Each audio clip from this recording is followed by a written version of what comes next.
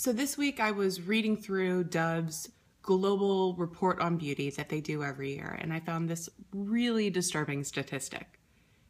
85% of women are opting out of life experiences because they don't like how they look. So just to get our minds around exactly how many women that is, I brought a visual aid, which also happens to be my favorite dessert.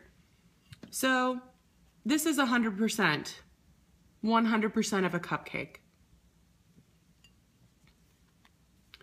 This is 85% of a cupcake. So as you can see, 85% of women is basically all of them. Basically, all of women are opting out of life experiences because they don't like the way that they look. The reason that this struck me so deeply is because I have personal experience with this. So when I was in high school, I was about 16 years old. I was dabbling in some small local regional modeling jobs in Dublin, Ohio, where I grew up.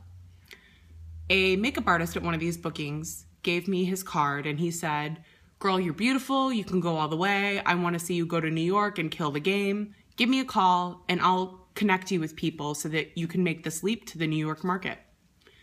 This guy basically handed me his business card, and it would have been one small choice that could have led to a completely different path for me if I had actually taken him up on it.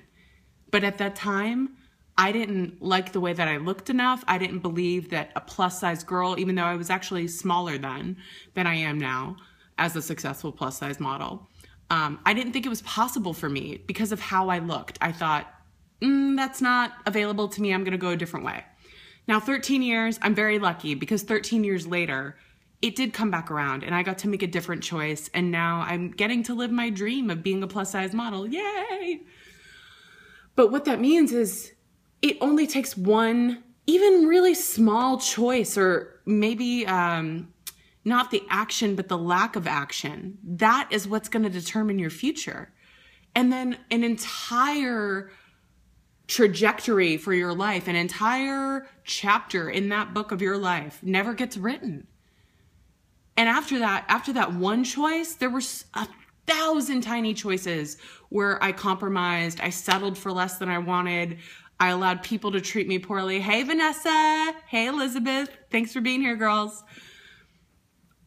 But that one choice where I said, I'm not going to do that because I don't think that I am pretty enough or thin enough or good enough or worthy of the outcome that I want. I'm going to make a different choice. And you shy away from the things that really call to you. And so many of us do this.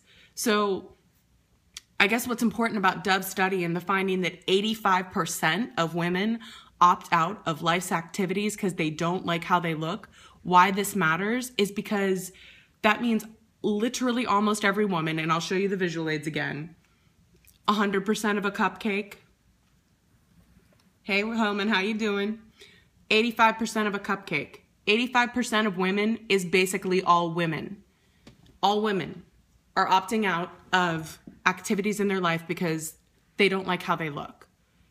And that's a tragedy because that means there's so many possible gifts that women could be giving society, amazing, fulfilling lives that they could be leading, that they aren't leading.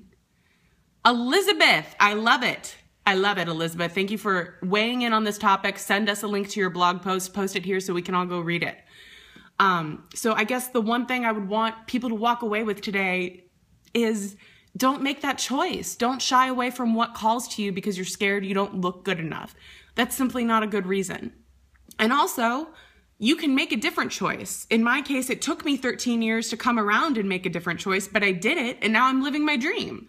So you may have shied away from what you really love in the past. That doesn't mean that road is closed to you forever. You can always make a different choice. And it's important because your example is going to inspire and empower other women to also make a different choice, especially the next generation of women, younger women.